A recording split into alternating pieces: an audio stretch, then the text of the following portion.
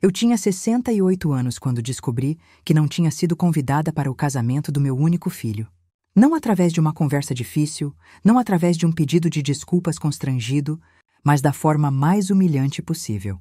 Vendo as fotografias no celular da vizinha, que havia sido convidada para a cerimônia que acontecera 3 dias antes, enquanto eu estava em casa acreditando que Rafael e Júlia ainda planejavam o grande dia que tanto falavam. Dona Lúcia, que festa linda foi o casamento do seu filho. Ela disse com entusiasmo genuíno, estendendo o telefone na minha direção enquanto eu regava as violetas na varanda. A Júlia estava tão elegante, e você deve estar tão orgulhosa. Meu coração parou. Literalmente senti o sangue congelar nas veias enquanto meus olhos percorriam aquelas imagens. Rafael de terno cinza, Júlia em um vestido branco simples, mas bonito, rodeados por amigos, colegas de trabalho, até parentes distantes que eu conhecia. O salão decorado com flores brancas e douradas, a mesa de doces, os convidados brindando.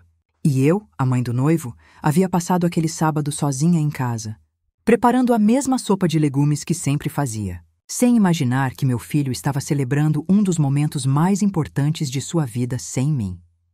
Eu não pude ir. Menti automaticamente, porque admitir a verdade naquele momento, para aquela mulher que mal conhecia, seria reconhecer uma humilhação que minha alma ainda não estava pronta para processar. Estava me sentindo mal naquele dia.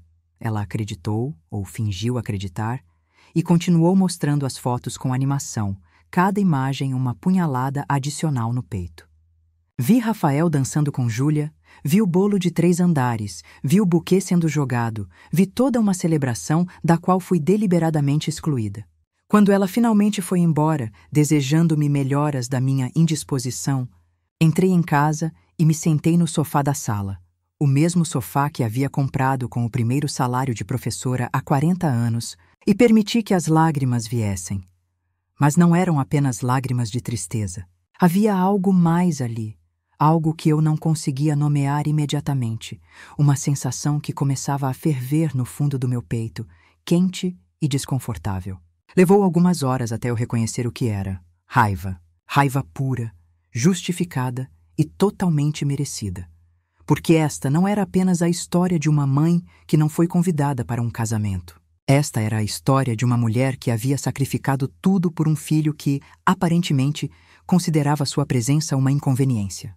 E para entender completamente a profundidade dessa traição, preciso voltar no tempo e contar como cheguei até aquele momento devastador. Fiquei viúva aos 52 anos, quando Rafael tinha apenas 16. Meu marido Roberto morreu de forma súbita, um aneurisma cerebral que não deu aviso, não permitiu despedidas. Em um dia, eu tinha um companheiro de 3 décadas. No seguinte, estava sozinha com um adolescente para criar e uma pensão que mal cobria as despesas básicas. Era professora da rede pública, ganhava pouco, mas tinha estabilidade. Mais importante, tinha determinação. Prometi a Roberto, ali ao lado do seu caixão, que nosso filho teria tudo o que precisasse para construir uma vida melhor que a nossa.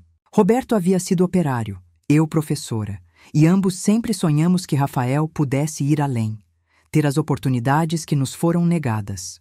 Então trabalhei.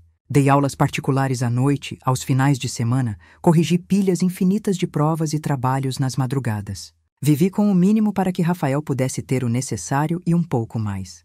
Ele passou no vestibular para engenharia civil em uma universidade particular boa. Não conseguimos bolsa integral, apenas parcial. Então, durante 5 anos, paguei mensalidades que consumiam metade do meu salário. Acordava às 5 da manhã para preparar marmita para ele levar. Economizava em tudo para que ele pudesse ter livros, materiais e até algum dinheiro para sair com os amigos aos finais de semana. Nunca reclamei, nunca fiz questão de que ele soubesse o peso daqueles sacrifícios. Achava que era isso que mães faziam, abriam mão de si mesmas para que os filhos brilhassem. Rafael se formou com boas notas e conseguiu um emprego em uma construtora média da cidade. O salário inicial não era excepcional, mas era promissor. Ele tinha 24 anos e eu estava orgulhosa, exausta, mas orgulhosa. Pensei que finalmente poderia respirar um pouco. Talvez viajar, fazer aquele curso de pintura que sempre quis, quem sabe até reformar a casa que estava precisando de reparos há anos. Foi quando ele conheceu Júlia. Ela trabalhava na mesma construtora, no departamento financeiro. Era bonita, articulada, vinha de uma família de classe média que havia passado por dificuldades financeiras recentes. Rafael se apaixonou rapidamente, daquela forma intensa e cega que os jovens amam. 6 meses depois, eles estavam morando juntos, em um apartamento alugado pequeno, mas em um bairro melhor que o nosso. Eu os visitava regularmente, sempre levando comida, sempre oferecendo ajuda. Júlia era educada comigo, mas havia uma distância em seus olhos que eu tentava ignorar. Rafael parecia feliz, e isso era suficiente para mim. Ou pelo menos era o que eu dizia a mim mesma. Os problemas financeiros começaram sutilmente. Primeiro foi um pedido pequeno. Mãe, você poderia emprestar R$1.000? Tivemos uma despesa inesperada com o carro. Depois outro. Só até o próximo mês, quando receber o 13º. E então mais um e mais um. Eventualmente, os empréstimos pararam de ser devolvidos e os pedidos pararam de ser formulados como perguntas. Tornaram-se expectativas. Júlia engravidou 2 anos depois do casamento civil discreto que fizeram no cartório, para o qual pelo menos fui convidada, embora não tivessem querido nenhuma celebração. Disseram que não tinham dinheiro para a festa, que preferiam economizar para o bebê. Ofereci-me para ajudar com os custos de uma pequena recepção, mas recusaram. Na época, interpretei como modéstia e praticidade. Agora entendo que era apenas o primeiro sinal do que estava por vir. Marina nasceu prematura e precisou ficar na UTI neonatal por 3 semanas. Foram semanas de angústia, mas também de união. Ou pelo menos era o que eu pensava. Paguei parte das despesas médicas que o plano de saúde não cobriu. Paguei o enxoval completo, o berço, o carrinho, as fraldas dos primeiros meses. Fiz questão de estar presente no hospital todos os dias, apoiando meu filho e minha nora naquele momento difícil. Quando Marina finalmente foi para casa, ofereci-me para ajudar com os cuidados. Júlia aceitou, mas sempre com aquela expressão que eu não conseguia decifrar, algo entre gratidão relutante e irritação contida. Passei a ir à casa deles 3 vezes por semana, levando comida pronta, ajudando com a bebê enquanto Júlia descansava ou fazia as coisas dela. Rafael trabalhava muito, frequentemente fazendo horas extras, e eu entendia que ele estava tentando prover para a família. Foi durante esse período que os pedidos de ajuda financeira se intensificaram dramaticamente. O apartamento alugado ficou pequeno para 3 pessoas, então decidiram comprar um imóvel. Não tinham entrada suficiente. Eu tinha uma pequena poupança que havia acumulado ao longo dos anos, pensando na minha aposentadoria, talvez em uma emergência médica futura. Usei metade dela para dar de entrada no apartamento deles. 2 quartos em um bairro de classe média. Nada luxuoso, mas confortável. É um investimento na família, mãe, Rafael disse, abraçando-me com aquele sorriso que sempre derretia qualquer resistência que eu pudesse ter. Quando as coisas melhorarem, a gente devolve tudo. Mas as coisas nunca melhoravam. Ou melhor, melhoravam para eles de certas formas, mas nunca financeiramente de uma maneira que permitisse que parassem de depender de mim. O apartamento precisava ser mobiliado. Júlia queria fazer um curso de especialização. O carro quebrou e precisava de reparos caros. Marina precisava de roupas novas a cada estação porque crescia rápido. Sempre havia algo, e eu sempre estava lá, abrindo minha carteira, minha conta bancária, meu coração. Voltei a dar aulas particulares, mesmo depois de me aposentar da escola pública. Minha pensão de viúva e minha aposentadoria juntas davam um valor razoável para uma pessoa viver confortavelmente, mas não quando essa pessoa está sustentando essencialmente uma família de 3. Eu pagava a mensalidade do apartamento deles quando o dinheiro estava curto, pagava contas de luz e água regularmente, comprava roupas para Marina, levava comida toda semana, e não era apenas dinheiro. Era tempo, energia, atenção. Eu cuidava de Marina quando eles queriam sair, quando tinham compromissos, quando simplesmente precisavam de um tempo sozinhos. Passei aniversários, natais e fins de semana inteiros cuidando da minha neta, enquanto Rafael e Júlia viajavam ou faziam o que queriam. Nunca reclamei porque amava Marina intensamente, e parte de mim apreciava ser necessária, ter um propósito. Mas havia sinais que eu escolhia não ver. As conversas que paravam abruptamente quando eu entrava na sala. Os olhares que Júlia e Rafael trocavam quando eu oferecia ajuda. A forma como minha nora sempre encontrava uma desculpa quando eu sugeria que passássemos algum tempo juntas, só nós duas, tentando construir uma relação que ia além da transacional. Marina cresceu me chamando de vovó Lúcia e me amava genuinamente. Disso eu tinha certeza. Ela tinha 5 anos quando comecei a perceber que usavam meu relacionamento com ela como moeda de troca. Se eu questionava um pedido de dinheiro, se eu sugeria que talvez precisassem aprender a administrar melhor o orçamento, o acesso a Marina diminuía. A semana vai ser corrida, mãe. Melhor você não vir. Ou, Júlia está com dor de cabeça. Prefere que a casa fique quieta. Eu cedia. Sempre cedia. Porque a ideia de perder o contato com minha neta, de perder o amor do meu filho, era mais aterrorizante do que qualquer dificuldade financeira. Então continuei dando, até que dei tudo o que tinha e um pouco mais, entrando em dívidas para ajudá-los com emergências que, olhando retrospectivamente, nem sempre eram tão emergenciais assim. Havia momentos de afeto genuíno também, preciso ser justa. Rafael me abraçava e dizia que eu era a melhor mãe do mundo. Marina desenhava cartões para mim no Dia das Mães com aquela caligrafia infantil tremida. Júlia ocasionalmente cozinhava algo especial e me convidava para jantar. Esses momentos me sustentavam, me faziam acreditar que tudo valia a pena, que eu estava construindo algo importante, que estava garantindo que minha família permanecesse unida. Mas a verdade, que eu me recusava a enxergar, era que eu não era um membro da família. Eu era um recurso, uma fonte de dinheiro, trabalho e conveniência que eles acessavam quando necessário e ignoravam quando não era conveniente.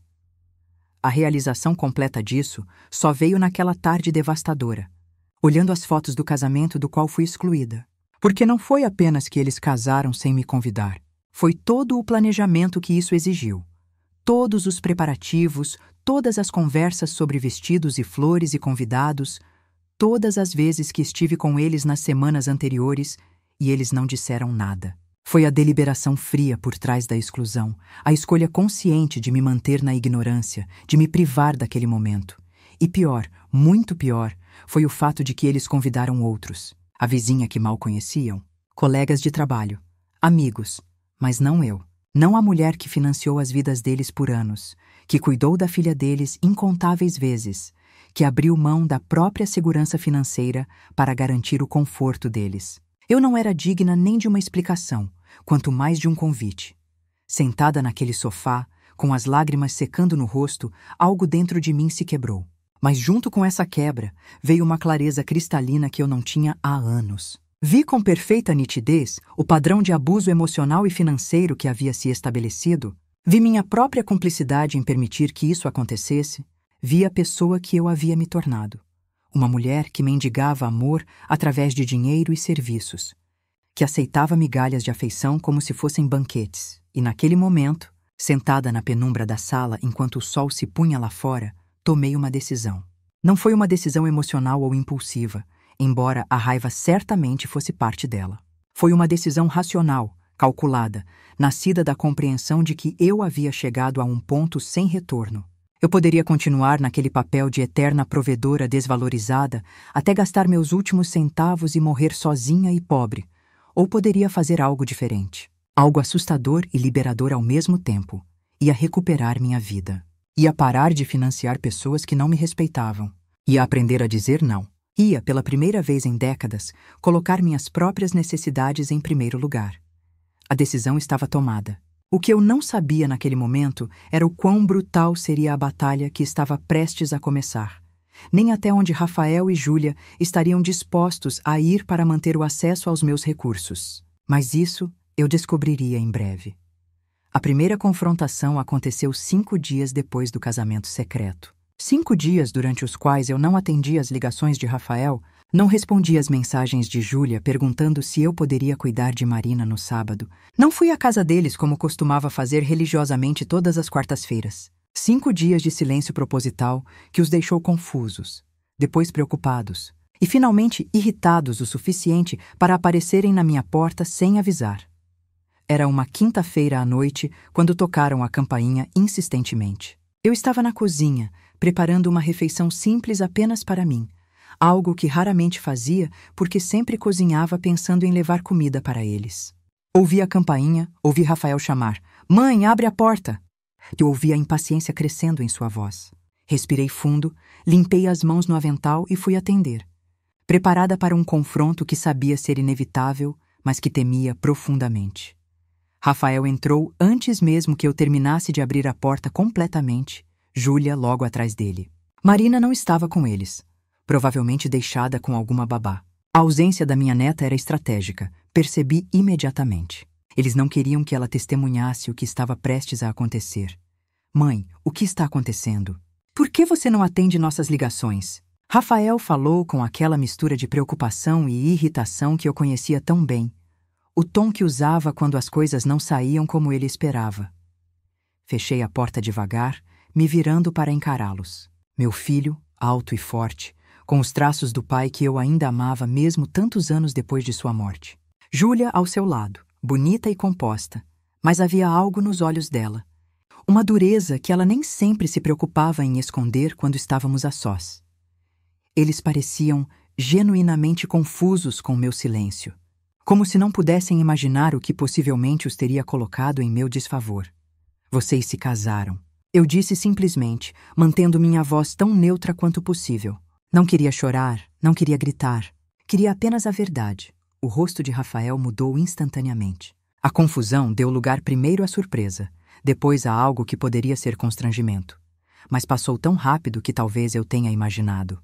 Júlia, por outro lado, não demonstrou nenhuma emoção particular. Apenas me observava, calculando, já preparando sua defesa. Como você soube? Rafael perguntou.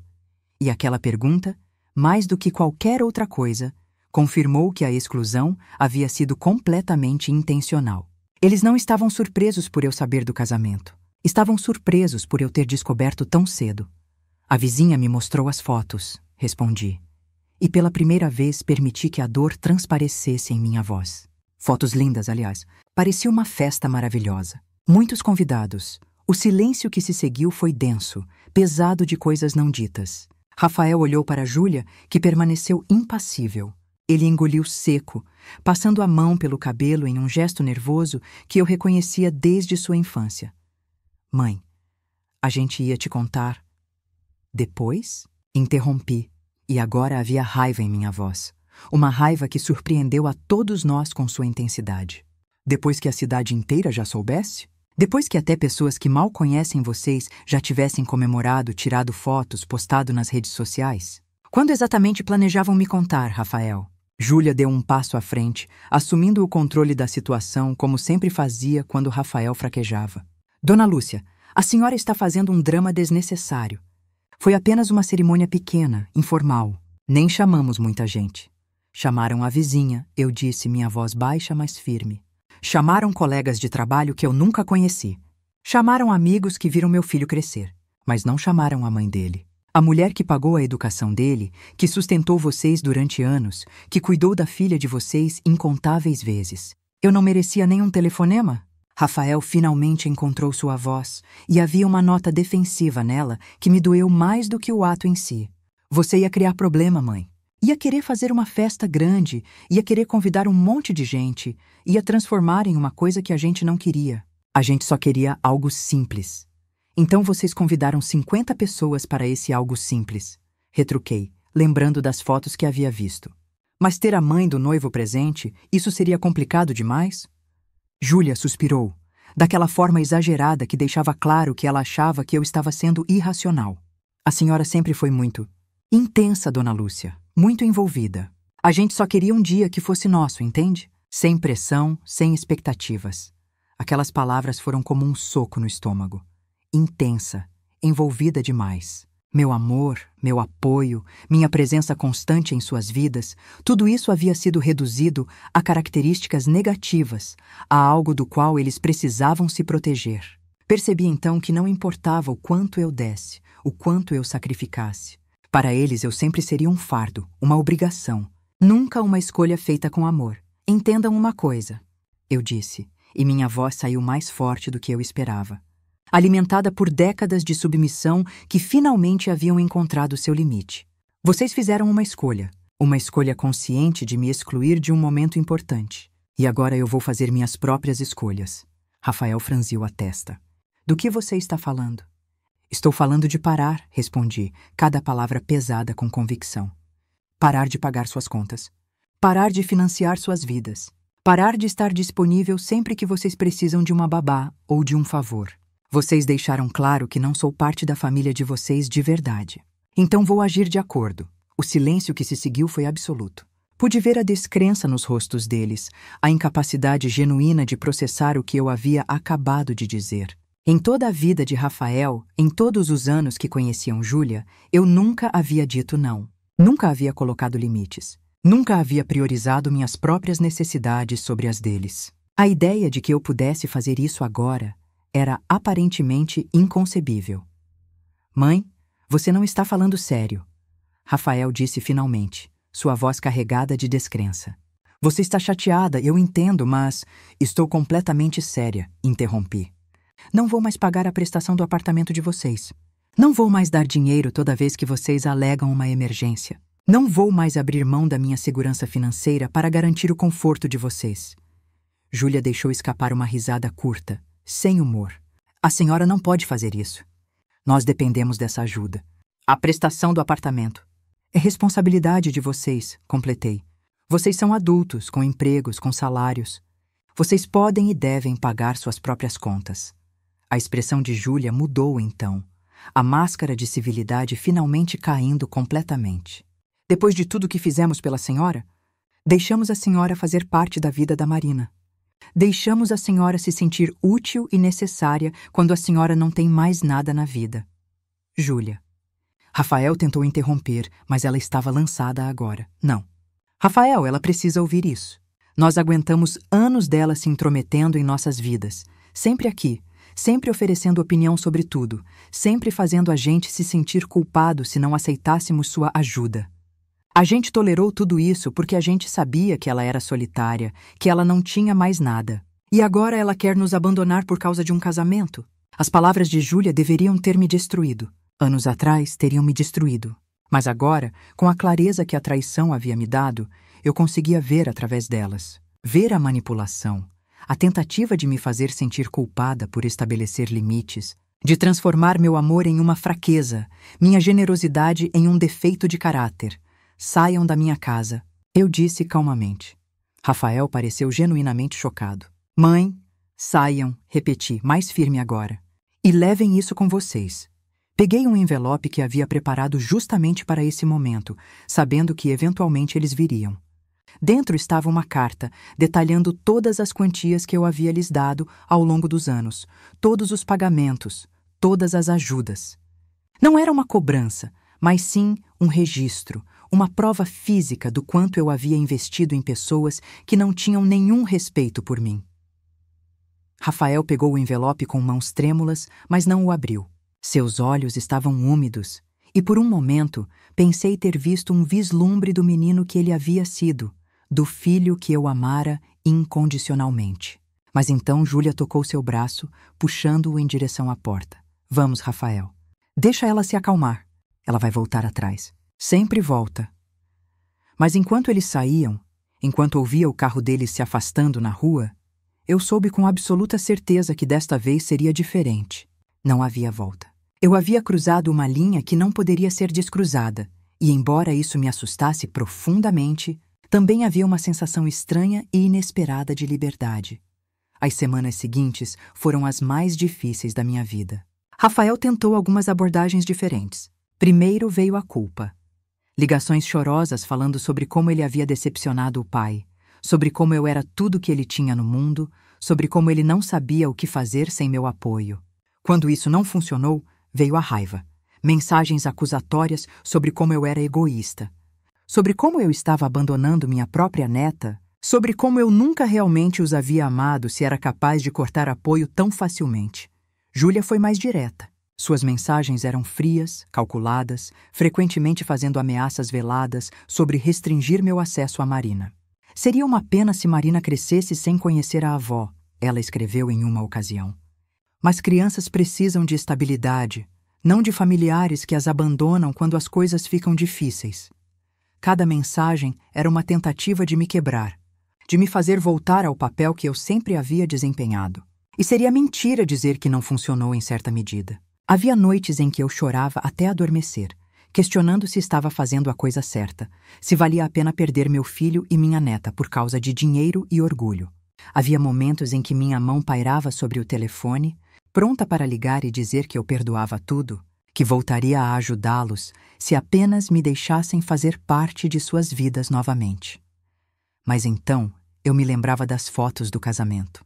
Lembrava da forma como Júlia havia dito que eles me toleravam. Lembrava de todas as vezes que me senti pequena, irrelevante, valorizada apenas pelos recursos que eu podia oferecer. E eu resistia.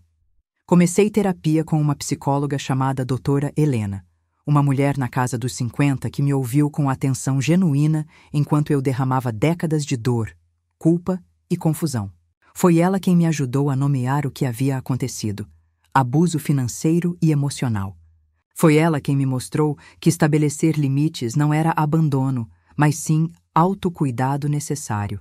Foi ela quem me deu ferramentas para lidar com a manipulação sem ceder a ela. Você passou a vida inteira ensinando seu filho que ele não precisa te respeitar para ter acesso aos seus recursos, ela me disse em uma sessão particularmente difícil. Agora você está tentando mudar as regras e ele está resistindo porque funcionou para ele por muito tempo. Mas, Lúcia, você merece mais do que ser valorizada apenas pelo que pode dar. Também comecei a reconstruir minha vida de formas que havia negligenciado por anos. Retomei velhas amizades que haviam esfriado porque eu estava sempre muito ocupada ajudando Rafael. Matriculei-me naquele curso de pintura que sempre quis fazer. Comecei a ir à igreja novamente, não por obrigação, mas por genuíno desejo de conexão comunitária. Pela primeira vez em décadas, meu calendário não girava inteiramente em torno das necessidades do meu filho.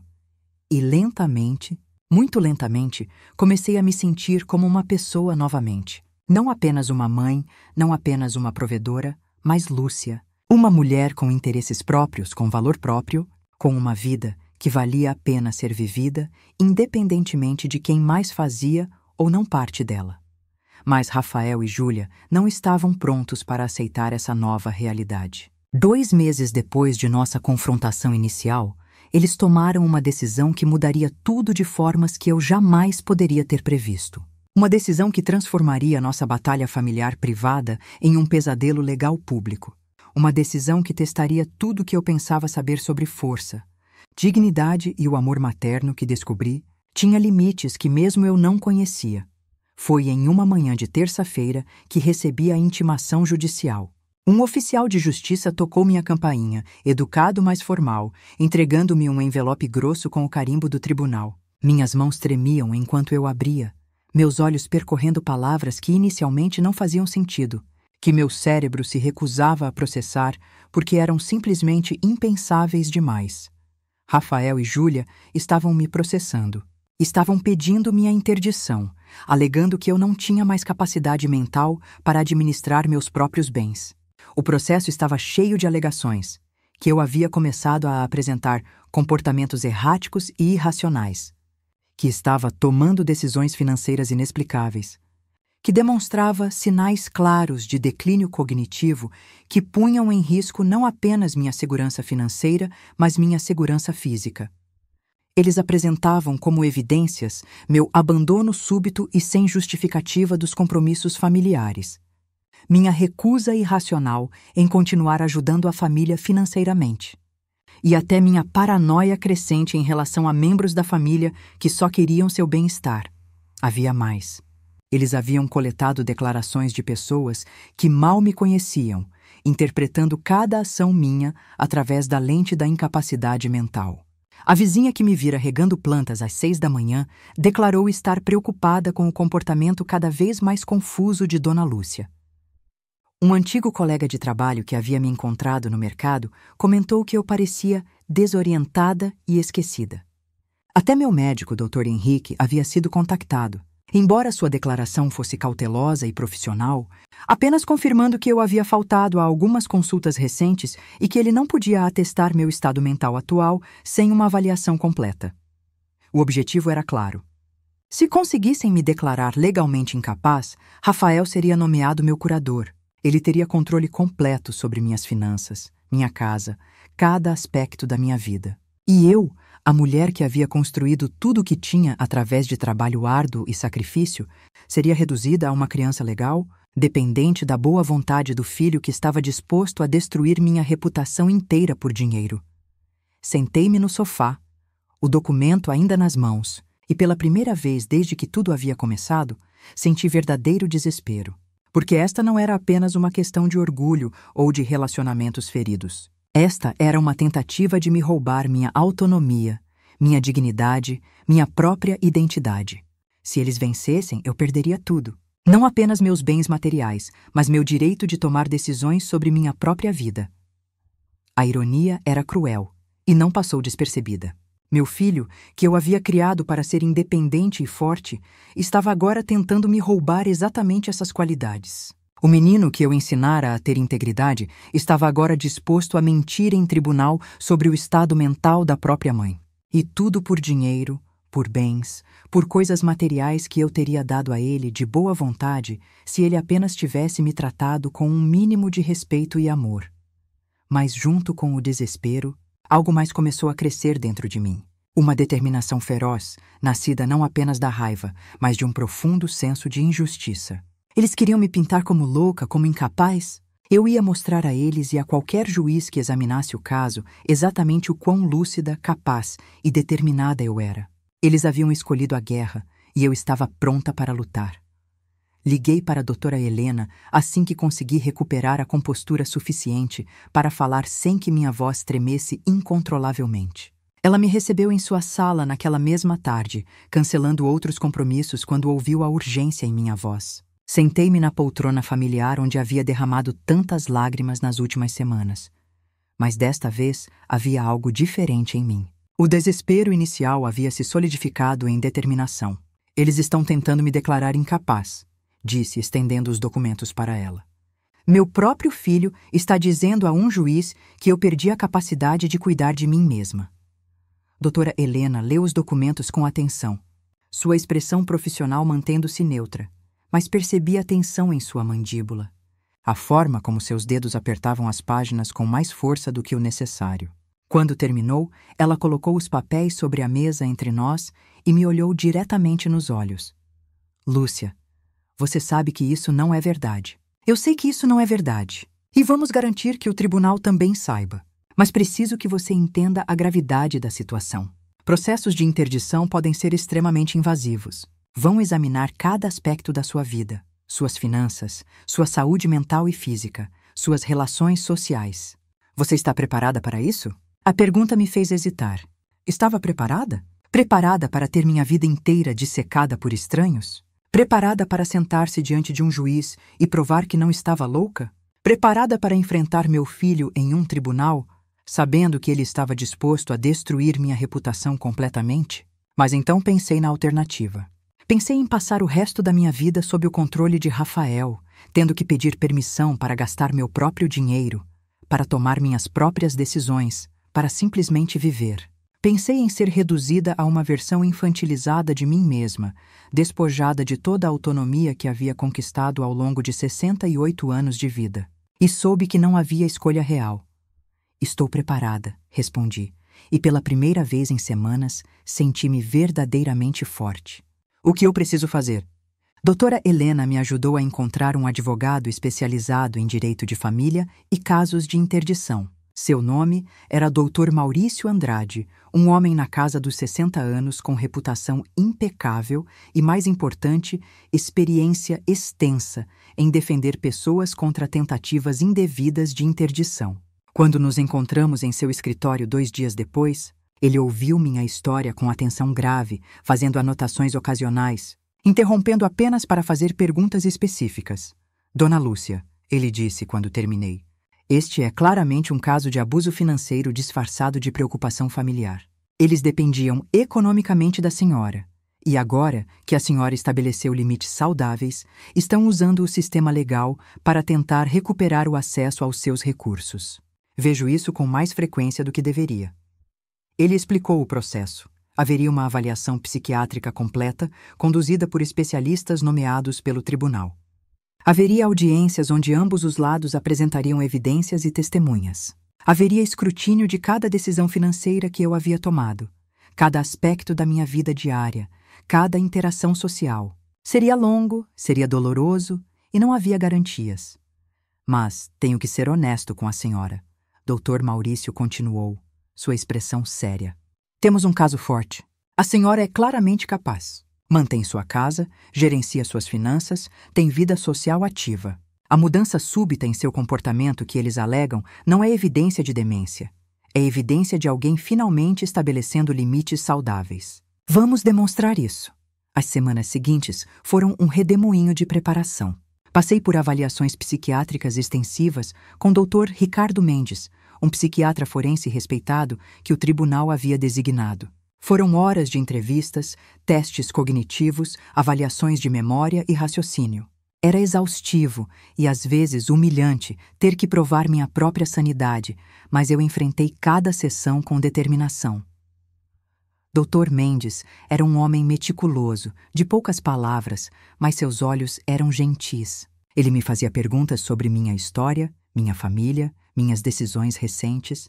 Pedia que eu resolvesse problemas, lembrasse sequências, explicasse meu raciocínio. E no final de cada sessão, eu saía exaurida, mas também estranhamente validada, porque sabia que estava me saindo bem, que minha mente estava tão afiada quanto sempre esteve. Enquanto isso, Dr. Maurício construía nosso caso meticulosamente. Ele reuniu registros financeiros, mostrando que eu havia gerenciado meu dinheiro de forma responsável por décadas, que os únicos gastos irracionais haviam sido os valores que eu dera a Rafael e Júlia. Ele coletou depoimentos de amigos, do meu médico, da doutora Helena, todos atestando minha lucidez e capacidade. Ele documentou minha participação no curso de pintura, minhas atividades na igreja, minha vida social reconstruída, tudo evidência de uma mulher funcional e capaz. Mas a preparação emocional era mais difícil que a legal, porque sabia que em algum momento teria que estar na mesma sala que Rafael, olhá-lo nos olhos enquanto ele tentava me pintar como incompetente. Teria que ouvir Júlia testemunhar sobre meu suposto declínio mental. Teria que sentar silenciosamente enquanto pessoas que mal me conheciam falavam sobre minha capacidade de cuidar de mim mesma. Doutora Helena foi minha âncora durante esse período. Nas sessões de terapia, trabalhávamos não apenas na preparação para o julgamento, mas na reconstrução da minha autoestima que havia sido sistematicamente corroída ao longo dos anos. Ela me ajudou a ver padrões que eu havia ignorado. A forma como eu sempre me desculpava por existir, como aceitava migalhas de afeição como se fossem banquetes, como havia aprendido que meu valor estava intrinsecamente ligado ao que eu podia oferecer aos outros. Você passou a vida inteira sendo a salvadora, ela me disse em uma sessão particularmente reveladora. Primeiro do seu marido, depois do seu filho. Você se definia através do seu sacrifício, do quanto podia dar. Mas, Lúcia, você tem valor inerente, independente do que pode fazer pelos outros. E é isso que precisamos reconstruir em você. Foi um trabalho difícil, desconfortável, como descascar camadas de uma cebola, cada uma revelando feridas antigas que nunca haviam sido adequadamente tratadas. Falamos sobre minha infância, sobre uma mãe que também havia sido excessivamente sacrificial, modelando para mim que amor feminino significava abnegação completa. Falamos sobre meu casamento, sobre como Roberto, embora amável, havia sido passivo, sempre esperando que eu resolvesse os problemas, sempre confiante de que eu cuidaria de tudo. Falamos sobre como eu havia replicado esses padrões com Rafael, criando um homem que esperava que mulheres existissem para servi-lo. A primeira audiência foi marcada para 3 meses depois da intimação inicial. Durante esse tempo, houve algumas tentativas de Rafael entrar em contato comigo, mas agora mediadas através de advogados. Ele queria conversar, resolver as coisas fora do tribunal, mas Dr. Maurício me aconselhou firmemente contra qualquer contato direto. Qualquer coisa que eu dissesse poderia ser distorcida e usada contra mim. O que me doía mais profundamente era a ausência de Marina. Júlia havia cumprido sua ameaça velada de restringir meu acesso à minha neta. Não havia mais visitas, não havia mais ligações de vídeo onde Marina me mostrava seus desenhos ou me contava histórias da escola. Ela tinha apenas 5 anos, jovem demais para entender por que a vovó havia desaparecido de sua vida. Eu me perguntava o que eles estavam dizendo a ela, que história estavam contando para explicar minha ausência. Essa perda era talvez mais dolorosa do que qualquer outra coisa, um vazio que nenhuma quantidade de terapia ou preparação legal poderia preencher completamente. Mas havia também momentos de luz inesperada naqueles meses sombrios.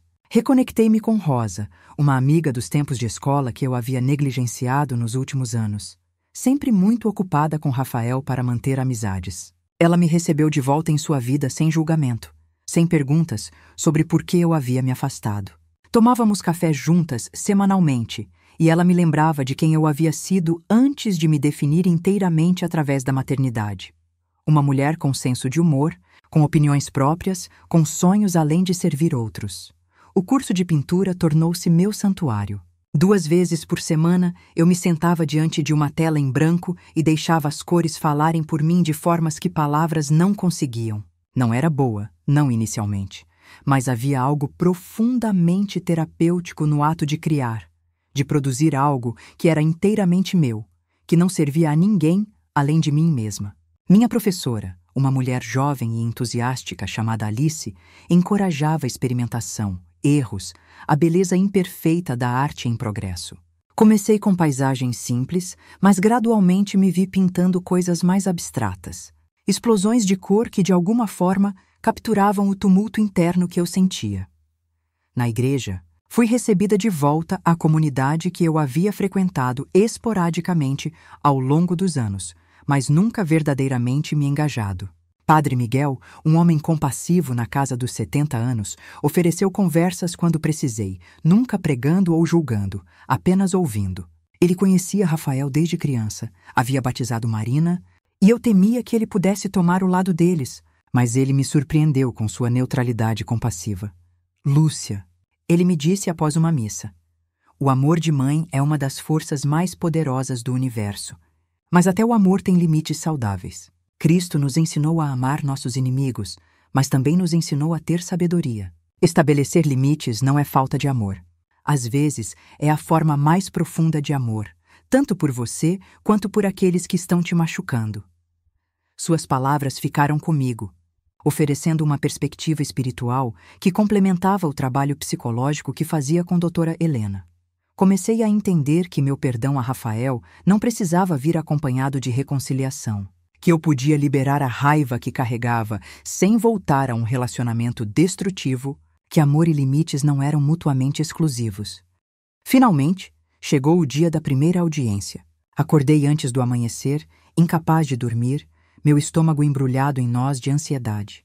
Vesti-me cuidadosamente em um terno discreto que havia comprado especialmente para a ocasião, querendo apresentar uma imagem de competência e dignidade. Dr. Maurício me encontrou na frente do tribunal, oferecendo palavras de encorajamento que mal registrei através do zumbido de ansiedade em meus ouvidos. A sala do tribunal era menor do que eu imaginava, mais íntima, o que de alguma forma tornava tudo mais aterrorizante. Havia o juiz, Dr. Alberto Ferreira, um homem na casa dos 50 anos, com expressão severa, mas olhos que sugeriam alguma gentileza por baixo da autoridade judicial. Havia a promotoria, representando os interesses do Estado em garantir que pessoas vulneráveis fossem protegidas. Havia o advogado de Rafael e Júlia, Dr. Cardoso, um homem elegante com um sorriso que não alcançava seus olhos. E havia Rafael e Júlia, sentados do outro lado da sala. Meus olhos encontraram os de meu filho, e o que vi ali me cortou mais profundamente do que esperava. Não havia culpa, não havia hesitação, apenas determinação.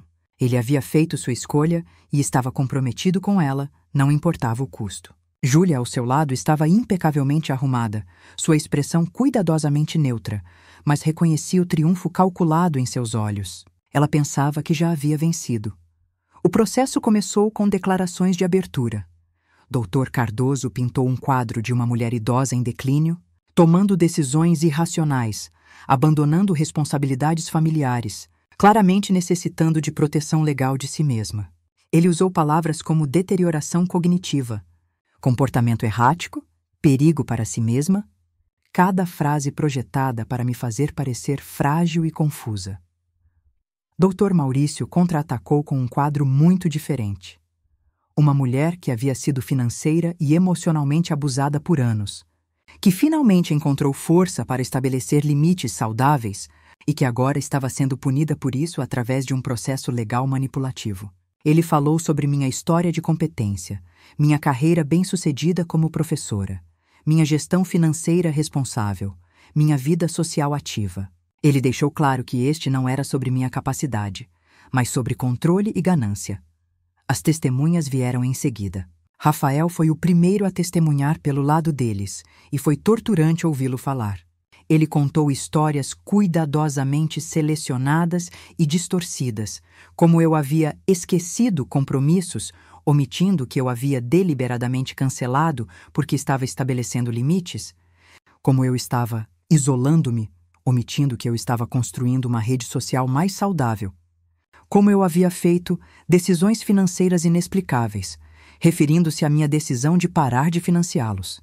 Ele falou com preocupação convincente em sua voz, olhos ocasionalmente úmidos, a imagem perfeita de um filho dedicado, preocupado com sua mãe idosa. Foi uma performance magistral de manipulação e eu pude ver que estava tendo algum efeito, pelo menos na promotoria, que fazia anotações cuidadosas. Minha mãe sempre foi tão generosa, tão presente, Rafael disse, sua voz quebrando ligeiramente. Ver essa mudança nela, essa frieza repentina, essa recusa em reconhecer a família, foi devastador. Eu só quero protegê-la, garantir que ela não faça decisões das quais vai se arrepender quando estiver mais como ela mesma novamente. Era brilhante, realmente. Ele havia transformado meu despertar, minha decisão de valorizar a mim mesma, em evidência de doença mental. E a implicação estava clara. A verdadeira Lúcia era a mulher submissa e financeiramente generosa. Qualquer desvio disso era patológico. Júlia testemunhou em seguida sua abordagem mais clínica que a de Rafael. Ela listou datas e eventos, criando uma timeline de meu suposto declínio que começava, convenientemente, exatamente quando eu descobri sobre o casamento secreto. Ela falou sobre como eu havia começado a fazer acusações infundadas, como eu estava paranoica sobre suas intenções, como eu recusava comunicação razoável. Dona Lúcia sempre foi uma pessoa maravilhosa, Júlia disse, sua voz medida e calma. Mas nos últimos meses, ela simplesmente não tem sido ela mesma. Está distante, hostil, tomando decisões que não fazem sentido. Como família, estamos apenas tentando fazer o melhor por ela, mas ela nos afastou completamente. É doloroso, mas entendemos que não é culpa dela. É a doença.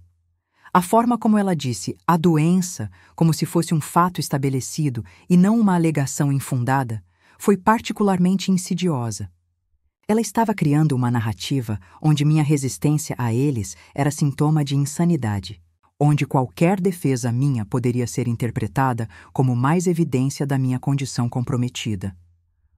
Houve outras testemunhas menores, a vizinha que havia me visto regando plantas cedo, interpretado como evidência de confusão sobre horários apropriados.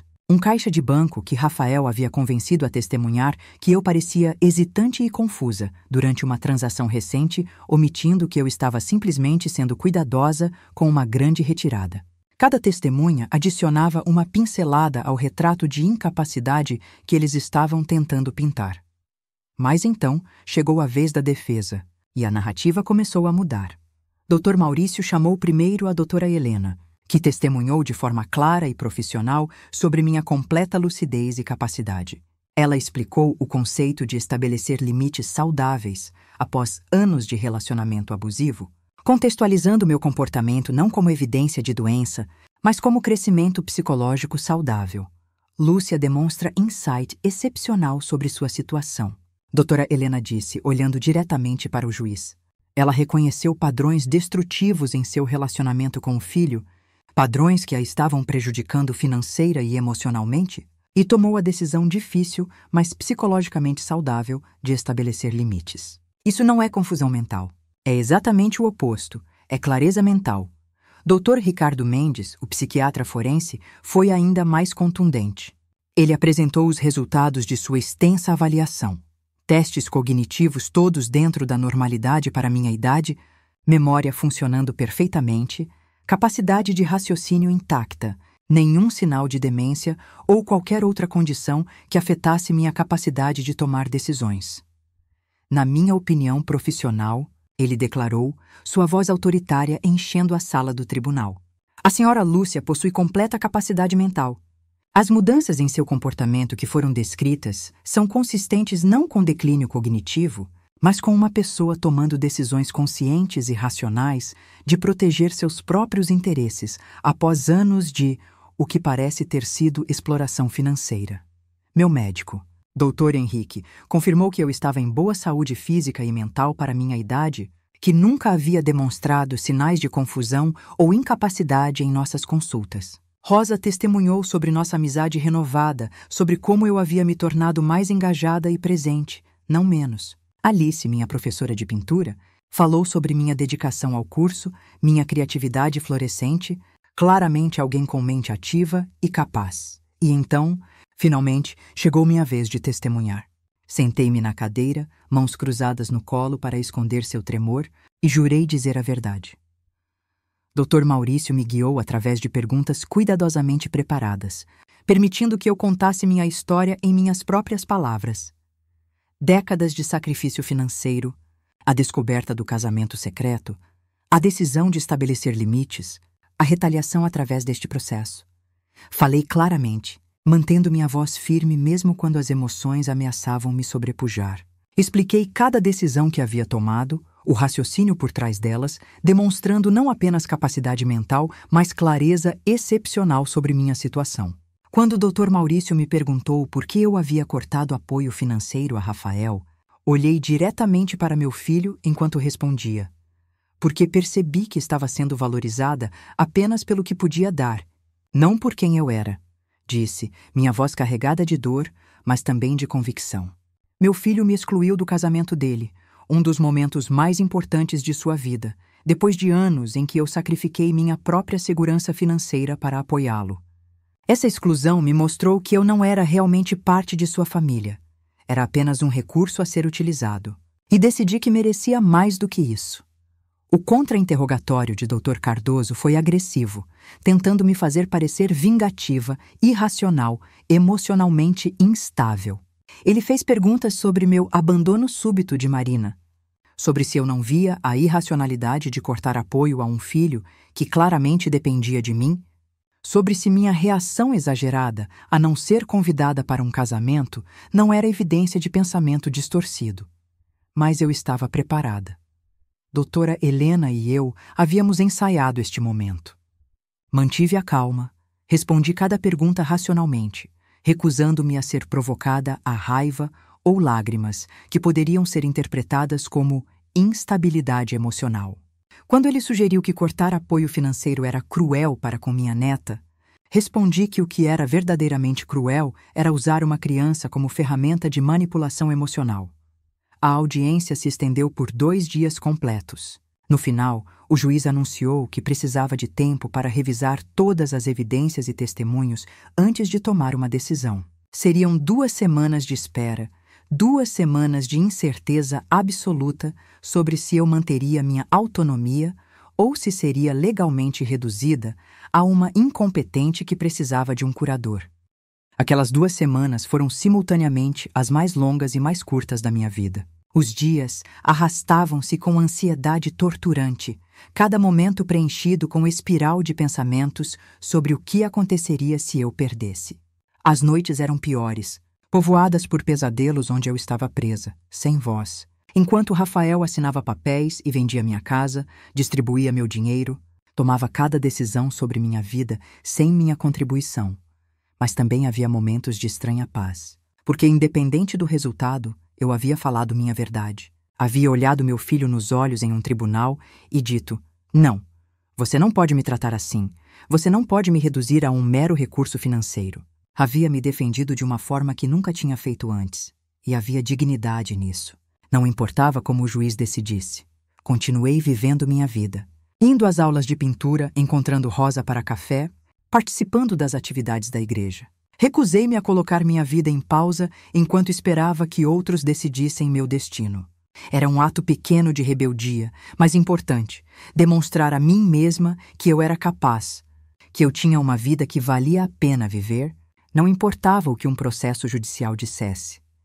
Doutora Milena me ajudou a processar a experiência do julgamento, particularmente o trauma de ouvir meu filho testemunhar contra mim. Havia uma dor nisso que era quase física, como se cada palavra dele tivesse sido uma faca adicional em feridas que já estavam abertas. Trabalhamos em aceitar que o filho que eu havia conhecido, ou pensado conhecer, talvez nunca tivesse realmente existido, que eu havia amado uma versão idealizada dele que não correspondia à realidade. Luto é necessário, doutora Helena me disse. Você está de luto pelo filho que pensou ter, pelo relacionamento que esperava ter. Esse luto é válido, mesmo que a pessoa ainda esteja viva. Às vezes perdemos pessoas para mudanças, para escolhas que elas fazem, e isso pode doer tanto quanto perda por morte, e ela estava certa. Eu estava de luto, não pelo Rafael que testemunhara contra mim no tribunal, mas pelo menino que uma vez correra para meus braços quando tinha pesadelos, pelo adolescente que havia me abraçado chorando no funeral do pai, pelo jovem adulto que ocasionalmente ainda olhava para mim com algo que parecia amor genuíno. Esses momentos haviam sido reais? Ou eu havia interpretado mal até mesmo isso, vendo amor onde havia apenas dependência conveniente? A resposta veio em uma tarde de sexta-feira, em uma ligação de Dr. Maurício. Sua voz estava animada, profissional, mas incapaz de esconder completamente a satisfação. Dona Lúcia, o juiz emitiu sua decisão. O pedido de interdição foi negado. A senhora foi considerada completamente capaz. Sentei-me pesadamente, o telefone ainda pressionado contra minha orelha, tentando processar aquelas palavras. Negado. Capaz. Eu havia vencido. Não apenas no sentido legal, mas em algo mais profundo. O sistema, após examinar cada aspecto da minha vida, após ouvir todas as evidências, havia concordado comigo. Eu era capaz de tomar minhas próprias decisões. Minha autonomia permaneceria intacta. Mais do que isso, Dr. Maurício continuou. O juiz foi muito explícito em sua decisão. Ele determinou que este foi claramente um caso de tentativa de manipulação legal para fins de controle financeiro. Ele repreendeu severamente o advogado deles e determinou que Rafael e Júlia arquem com os custos legais de ambos os lados. Havia mais. O juiz também havia determinado que, se houvesse qualquer tentativa futura de processar-me por interdição sem evidência médica substancial nova, poderia resultar em penalidades adicionais. Ele havia essencialmente fechado a porta para que eles tentassem isso novamente, a menos que eu realmente desenvolvesse alguma condição que afetasse minha capacidade, o que todos os médicos haviam concordado não ser o caso. Quando desliguei o telefone, sentei-me em silêncio por um longo momento. Não havia euforia, não havia triunfo explosivo. Havia apenas um silêncio profundo e pacífico, uma sensação de que algo fundamental havia sido resolvido. Eu havia olhado para o abismo de perder tudo: minha autonomia, minha dignidade, minha própria identidade, e tinha sobrevivido. Mais do que sobrevivido, havia vencido. Mas vitória, descobri, era mais complicada do que imaginara. Porque junto com o alívio veio a realização final e irrevogável de que meu relacionamento com Rafael estava terminado. Não havia como recuperar dali, nenhuma forma de reconstruir confiança depois que ele havia tentado me declarar legalmente incompetente para controlar meu dinheiro. Algumas pontes, uma vez queimadas, não podem ser reconstruídas. Nos dias seguintes à decisão, houve um período estranho de silêncio. Não houve contato de Rafael ou Júlia. Nenhum pedido de desculpas, nenhuma tentativa de explicação ou reconciliação. Apenas silêncio, como se ao perder o processo, eles tivessem simultaneamente perdido qualquer interesse em mim. E talvez fosse isso realmente. Se não podiam ter meu dinheiro, não havia razão para manter contato. A verdade, nua e crua da transação que nosso relacionamento sempre havia sido, agora é impossível de ignorar. Foi Rosa quem finalmente me fez a pergunta que eu vinha evitando. E Marina? Você não vai tentar ver sua neta? A pergunta me atingiu em cheio. Marina, que tinha apenas 5 anos, inocente em tudo isso, provavelmente confusa e magoada pela súbita ausência da avó em sua vida. Ela tinha direito a conhecer minha versão, tinha direito a ter um relacionamento comigo que não fosse mediado pela ganância e manipulação de seus pais. Mas como? Rafael e Júlia nunca permitiriam contato voluntariamente, não depois de tudo que havia acontecido. Dr. Maurício me explicou que eu tinha direitos legais de visitação como avó, especialmente dado que havia tido um relacionamento estabelecido e próximo com Marina antes de tudo isso. Poderíamos entrar com um processo de visitação, e dado o que o juiz havia acabado de determinar sobre a tentativa de interdição, tínhamos uma posição forte. Mas a ideia de outro processo, de arrastar Marina através de mais batalha legal, me fazia sentir fisicamente doente. Ela já havia perdido tanto, já estava provavelmente confusa e magoada. Colocá-la no meio de uma disputa de custódia de visitação seria apenas causar mais dano. Por mais que doesse, por mais que meu coração ansiasse por ver minha neta, eu não podia fazer isso com ela. Em vez disso, tomei uma decisão diferente. Escrevi uma carta para Marina, mas não para ser entregue agora. Uma carta para quando ela fosse mais velha, quando pudesse entender, explicando o que havia acontecido, por que a vovó teve que se afastar, quanto eu a amava.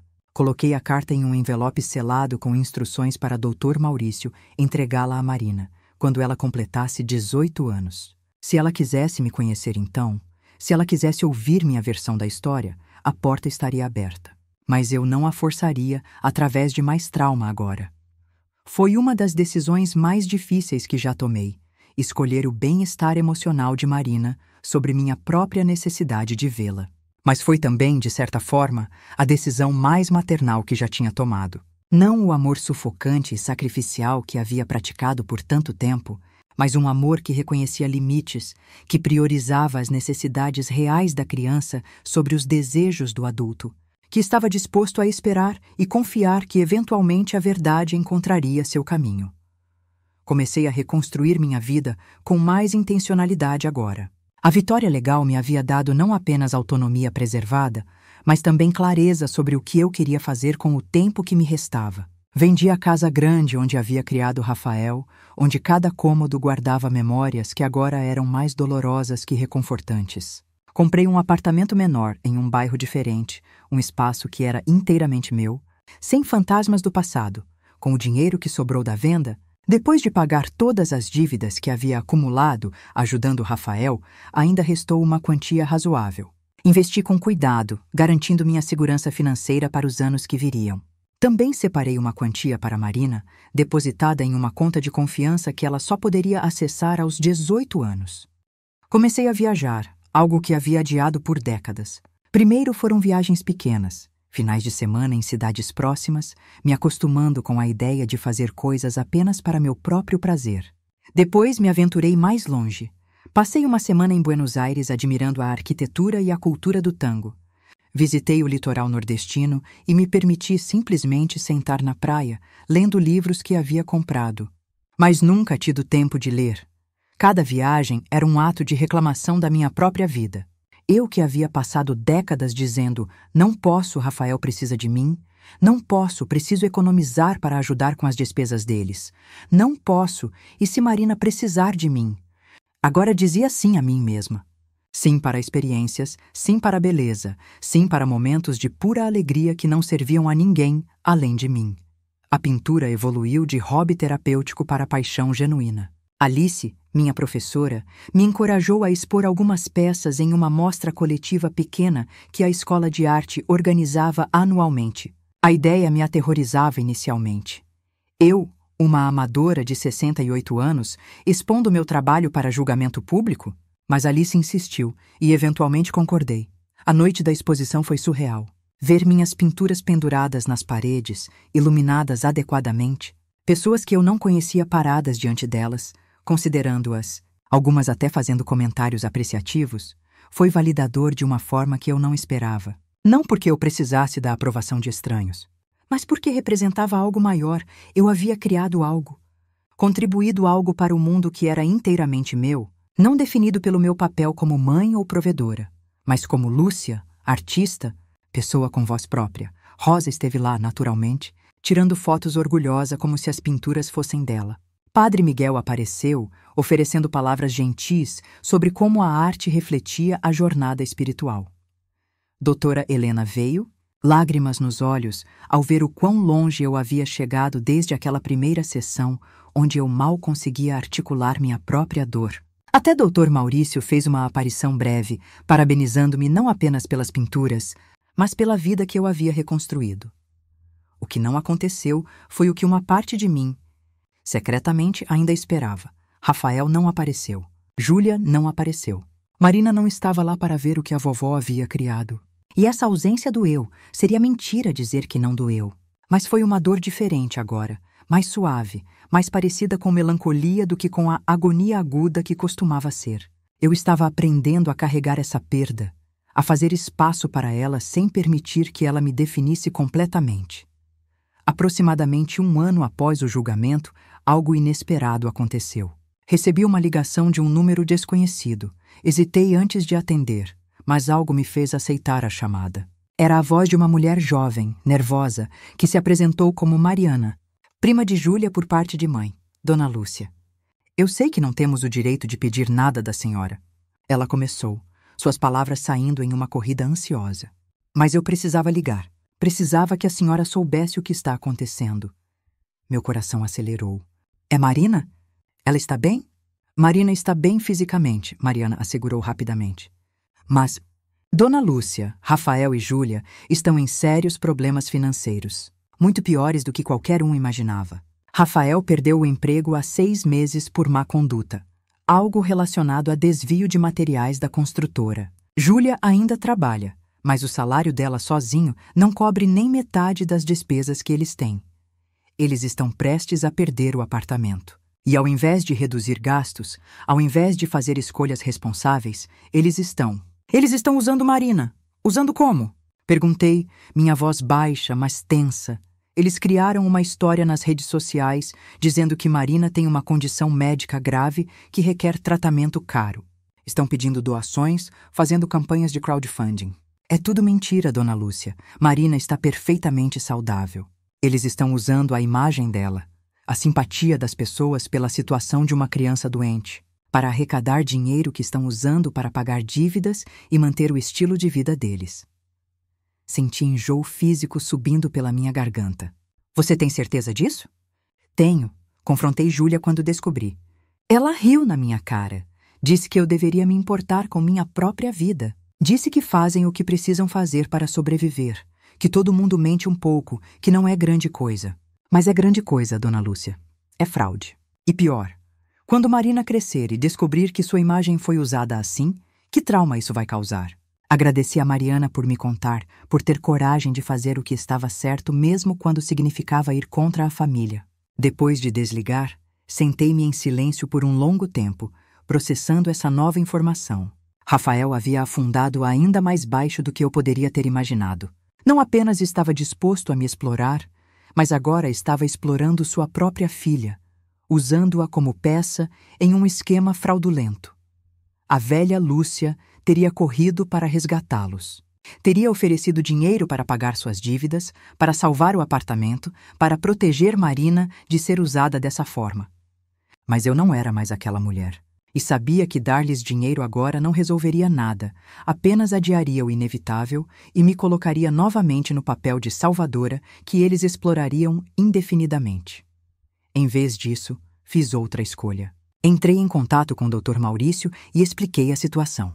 Ele me aconselhou a reunir evidências da fraude, capturas de tela das campanhas online, testemunhos de pessoas como Mariana que conheciam a verdade, registros médicos de Marina mostrando que ela estava saudável. Com essas evidências, poderíamos reportar a situação às autoridades apropriadas e às plataformas onde as campanhas estavam acontecendo. Mas preciso avisar. Dr. Maurício disse cuidadosamente. Isso pode resultar em consequências criminais para Rafael e Júlia. Fraude de crowdfunding é crime sério. Se você avançar com isso, não há como voltar atrás. Passei dias ponderando essa decisão. Era uma coisa estabelecer limites pessoais, outra completamente diferente tomar ação que poderia resultar em meu filho enfrentando acusações criminais. Mas então pensava em Marina, inocente, sendo usada como ferramenta de manipulação mais uma vez. Pensava nas pessoas bem-intencionadas que estavam doando dinheiro que provavelmente mal podiam gastar, acreditando estar ajudando uma criança doente. Pensava em até onde Rafael e Júlia poderiam ir se ninguém os parasse. Tomei a decisão mais difícil da minha vida, avançar com a denúncia. Não por vingança, não por raiva, mas porque era a coisa certa a fazer. Porque proteger Marina agora significava não permitir que seus pais continuassem usando-a de formas que a prejudicariam profundamente no futuro. Porque permitir que eles continuassem sem consequências seria permitir que eles destruíssem mais vidas, começando com a deles próprios e da filha. As investigações que se seguiram foram rápidas, uma vez que as evidências foram apresentadas. As plataformas de crowdfunding removeram as campanhas imediatamente. As autoridades iniciaram inquéritos sobre fraude.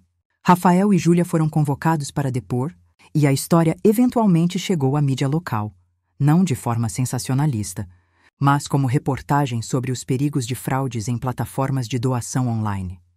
Não senti triunfo ao ver meu filho enfrentando consequências legais de suas ações. Senti apenas uma tristeza profunda e pesada. O tipo de tristeza que vem de testemunhar alguém que você amou se autodestruir através de escolhas cada vez piores. Mas junto com a tristeza havia também paz, porque sabia que havia feito o que podia ser feito, que havia escolhido proteger a inocente em vez de proteger o culpado.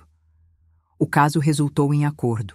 Rafael e Júlia teriam que devolver todo o dinheiro arrecadado fraudulentamente, cumprir serviço comunitário extensivo e passar por aconselhamento financeiro mandatório. Não houve prisão, mas havia registros criminais, manchas permanentes que os seguiriam. E, crucialmente, havia agora supervisão de serviços de proteção infantil sobre seu cuidado de Marina, garantindo que ela não fosse explorada novamente. Foi através dessa supervisão que recebi uma ligação inesperada, quase 2 anos após o julgamento de interdição. Era uma assistente social chamada Paula, explicando que Marina, agora com 7 anos, havia perguntado repetidamente sobre mim durante sessões de aconselhamento que ela estava recebendo para processar tudo o que havia acontecido. Ela queria me ver se eu estivesse disposta. Meu coração quase parou. Seus pais concordam com isso? Não exatamente, Paula admitiu. Mas, dado o histórico e a supervisão atual, eles não têm poder de veto sobre contato entre você e Marina, desde que seja supervisionado inicialmente e no melhor interesse da criança. E, francamente, Dona Lúcia, Marina precisa de influências estáveis e positivas em sua vida agora. De tudo que investiguei sobre você, acredito que poderia ser exatamente isso para ela. Encontrei Marina em um parque neutro, com Paula presente, mas mantendo distância respeitosa. Minha neta estava maior, mais magra, com olhos que pareciam ter visto muito mais do que qualquer criança de 7 anos deveria. Ela correu para mim quando me viu, abraçando-me com força, e senti lágrimas descendo pelo meu rosto sem que eu pudesse controlá-las. Vovó, onde você estava? Ela perguntou, sua voz pequena, mas cheia de emoção. Eu te chamei tanto. Por que você foi embora? Ajoelhei-me para ficar na altura dela, segurando seu rosto pequeno entre minhas mãos. Eu nunca quis ir embora de você, Marina. Nunca. As coisas ficaram complicadas entre os adultos e eu não queria que você se machucasse mais. Mas eu sempre te amei, todo dia, mesmo quando não podia estar perto. Não menti para ela sobre o que havia acontecido, mas adaptei a verdade para algo que uma criança de 7 anos pudesse processar. Expliquei que às vezes adultos discordam, que vovó e papai haviam tido uma briga grande, mas que isso não mudava o quanto eu a amava. Prometi que, se ela quisesse, poderíamos começar a nos ver regularmente novamente. Seus olhos brilharam com esperança que partiu e curou meu coração simultaneamente. Posso ir à sua casa? Você ainda pinta? Posso pintar com você? E assim começou uma nova fase. Visitações regulares, inicialmente supervisionadas, depois, gradualmente com mais liberdade, à medida que ficava claro que eram benéficas para Marina. Eu me tornei uma constante estável em sua vida turbulenta. Um porto seguro onde ela podia simplesmente ser criança, onde não havia esquemas ou manipulações, apenas amor genuíno e incondicional. Ensinei-a a pintar como ela havia pedido. Sábados à tarde tornaram-se nosso tempo sagrado, ambas em frente a telas, música suave tocando, conversando sobre escola, amigos, sonhos. Ela me contava coisas que não dizia aos pais ou à terapeuta, confiando em mim de uma forma que me fazia querer ser digna dessa confiança a cada momento. Rafael e Júlia nunca se desculparam, nunca reconheceram o mal que haviam feito, nunca demonstraram remorso genuíno. Eles permitiam minhas visitas com Marina porque não tinham escolha, mas sempre com relutância mal disfarçada, sempre deixando claro que me consideravam uma intrusa, não família. E estava tudo bem. Eu havia parado de precisar da aprovação ou amor deles. Tinha Marina, tinha minha vida reconstruída, tinha paz. 3 anos após o julgamento de interdição, em meu 71º aniversário, organizei uma pequena celebração em meu apartamento. Rosa estava lá, naturalmente, junto com amigos da igreja, colegas do curso de pintura que se tornaram amigos queridos, doutora Helena, que havia se tornado mais amiga que terapeuta ao longo do tempo. E Marina, meu presente mais precioso, correndo pelo apartamento com a energia ilimitada de uma criança de 8 anos, rindo e fazendo todo mundo rir junto. Olhei ao redor da sala cheia de pessoas que genuinamente se importavam comigo.